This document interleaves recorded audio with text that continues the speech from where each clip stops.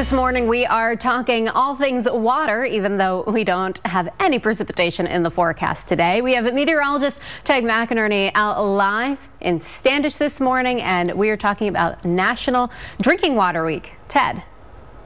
It's all about that water cycle, Mallory, and it all works together for sure. And we value our fresh water, and that's why National Drinking Water Week starts Sunday, goes for a week, and the Portland Water District is taking advantage of it. We're joined by Paul Hunt, the environmental manager with the Portland Water District.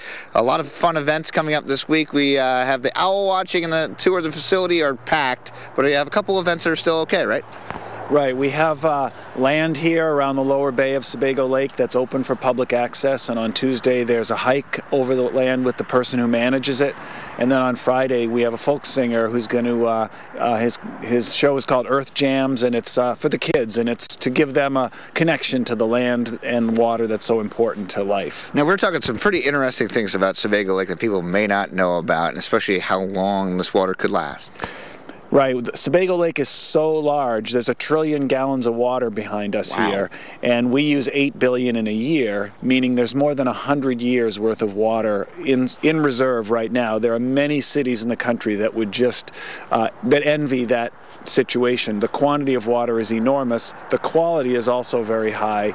There are only 50 utilities in the whole country out of 13,000 that the water is so clean it doesn't need to be filtered before disinfected, and this is one of them. So we have quantity and we have quality. And that's the two big takeaways, the fact that 100 years of reserve, and then also how clean the water is, how it doesn't need to be filtered.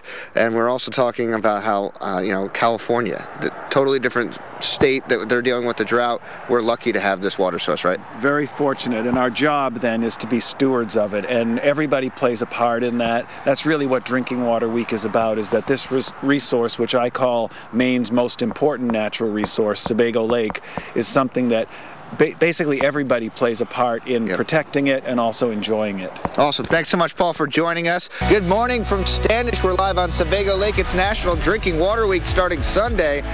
We're talking about your water resource plus your current conditions. A gorgeous shot. You're watching Maine's Total Weather and News. Here are meteorologists Mallory Brook and Ted McInerney, giving you Maine's total weather and your exclusive 8-day forecast. Temperatures this morning starting off into the 20s and 30s, starting to bring out a bit more sunshine as we lose the cloud cover for a moment. And out live, talking all about drinking water today, we find meteorologist Ted McInerney in Standish along Sebago Lake. Ted. Good morning, Mallory. Yeah, it's National Drinking Water Week starting Sunday. We were just learning all the show about some of the resources here and some of the cool fun facts about Sebago Lake being one of the cleanest as well as one of the most reserved water sources, and also one that you can get out and enjoy recreational-wise in some parts of the lake. But again, one of the biggest fun facts I thought was interesting, 100 years worth of reserve. That's awesome. Absolutely fantastic. Well, if you're outside this morning stepping out, it's going to be chilly. 33 right now in Standish. The winds are from the north at 5 miles per hour, and it feels like 29. That wind chill factor, a slight concern this morning, at least a factor for sure. As you head out to the bus stop, we're looking at the mid-30s in the coastland areas. As you head inland, we're looking in the low 30s. Mountains, though, it's a little chilly this morning. You'll need the jackets, sweatshirts at least for the little ones at the bus stop. But again, it's a cool start, and it's an absolutely beautiful start here along Sebago Lake as we are almost to the weekend, everybody.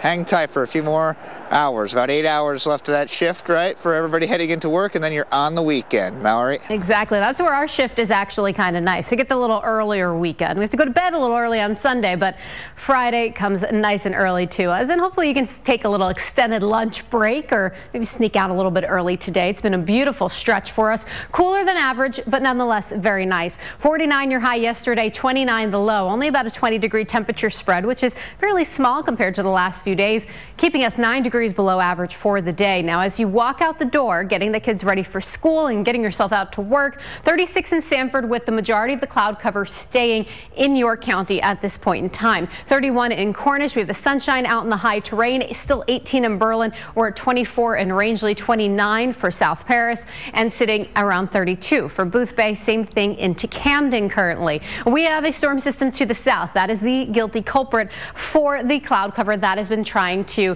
play in our area a little bit. All that shower activity well to the south. I mean, south of Cape Cod this morning, and that cloud cover beginning to dissipate as well. Once we start bringing in that onshore breeze, we might enhance the cloud cover again, bringing us the chance of that mix of sun and clouds, especially along the coastline today. Our futurecast is a little ambitious with the cloud cover. I don't think it's going to be overcast in southern Maine or even on mid-coast, but we will start to see some extra clouds with the onshore flow out of the southeast. So expect the mixture of sun and clouds, especially into the coastal areas and stretching about 40 or 50 miles inland. The mountainsides are looking pretty A-OK throughout the day today, maybe some clouds tonight. Waking up tomorrow morning, it will be another repeat of today. Onshore flow at the coastline keeps a few extra clouds. It also keeps us cooler. Inland areas will be approaching 60 tomorrow with plenty of sunshine. So that is the day to be outdoors and do some things with the yard, maybe clean out the garage. That is a good day for it. By Saturday night and Sunday afternoon, we bring in the cloud cover and the rain shower activity. That is good for an inside spring cleaning day. Easterly winds on the water today, gusting upwards of 20 knots. These will be at 2 feet. High temperatures staying around 50. It will be cooler at the coastline because of the onshore breeze. Now tonight we'll get those temperatures into the mid-30s, which is still below average, but nonetheless we will be seeing temperatures on the upswing next week after a little bit of a cool down with some shower activity Sunday and Monday. Upswing on the temperatures is good. I think we get to this point where, especially ladies, you kind of want to say, all right, no rain boots, time for the open-toed shoes. Yes, ready to get the flip-flops out. Ready, yeah. Getting closer to that time. I like it. I know. Mallory, thank you.